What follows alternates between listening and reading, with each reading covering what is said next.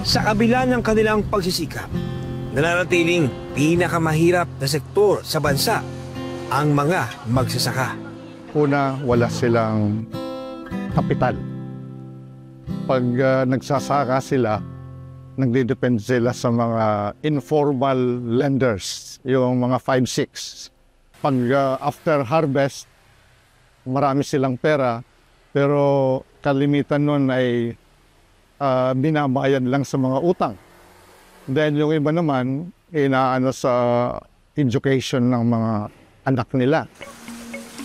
At dahil walang sapat na suporta ang mga magsasaka, hindi rin sila nakakaani ng sapat o sufficient para sa pangangailangan ng bansa. Kaya importation ang naging solusyon ng pamahalaan para matugunan ang kakulangan. Pero ang problema, yung importation ay hindi nakokontrol. May mga smuggling pa nga dyan, di ba, na nakita ninyo sa mga raid ng matagal na hindi rini-release. So, mahirap ang maging self-sufficient ang Pilipinas sa daming dahilan, daming reasons. Like, una, small land holding, marami tayong calamities, sakit, saka yung policy.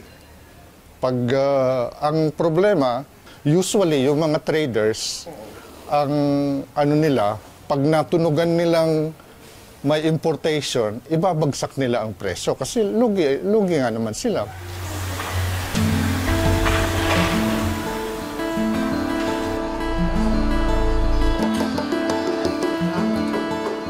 Nandito nga tayo ngayon sa isang palengke sa Quezon City dahil ang balita natin, bukod sa mga farmers, maging ang mga nagbebenta ng bigas, umaaray na.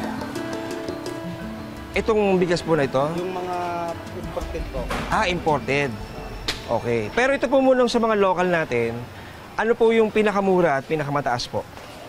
Sa local? Sa local po, meron pong 43. 43. 43 po. Okay. 43, pataas. Hanggang sa 57 na po. Ah, mataas na talaga to. Noong Pebrero 2023, di hamak na mas mura ang local well milled rice sa presyong 37 hanggang 45 pesos kada kilo.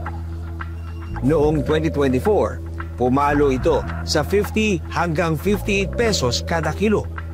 Ngayong 2025, bahagya itong bumaba sa 40 hanggang 53 pesos per kilo. Hindi nagkakalayo ang presyo ng local sa imported.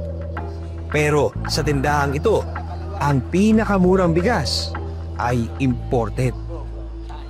Tayo dito sa inyong binibentang imported, alin ho dito yung pinakamura? Ay, ito po. Yung ito? Broken po. Ah, okay. Bakit humura to, Tay? Ay, mura din po namin nakuha. Tapos, isa pa, medyo broken po siya. Nitong Pebrero, nagdeklara na ang Department of Agriculture ng Food Security Emergency sa bigas. Layunin nitong mas mapababa ang presyo ng bigas sa merkado. Well, first and foremost, the key factor talaga that has led us to declare that emergency is that even if we have already, kumbaga naging maganda na or favorable yung circumstances, especially with the reduction of the tariff. And of course, yung pagbaba po ng prices worldwide ng rice, nakita natin na parang hindi po bumababa yung presyo ng bigas. Parang mga 5, wala nga 10 pesos na reduction yung nakita natin. Parang it's taking the market so long para mag-adjust po dun sa ine-expect po nating pagbaba. Sa krisis na ito sa bigas, hindi lang mga smuggler at hoarder ang kalaban ng mga magsasaka. Napakaluwang na po ng kanyang gamit. Makikita po natin na tuloy-tuloy po yung bugso ng tubig sa puro po mga kabukiran, mga palayan po.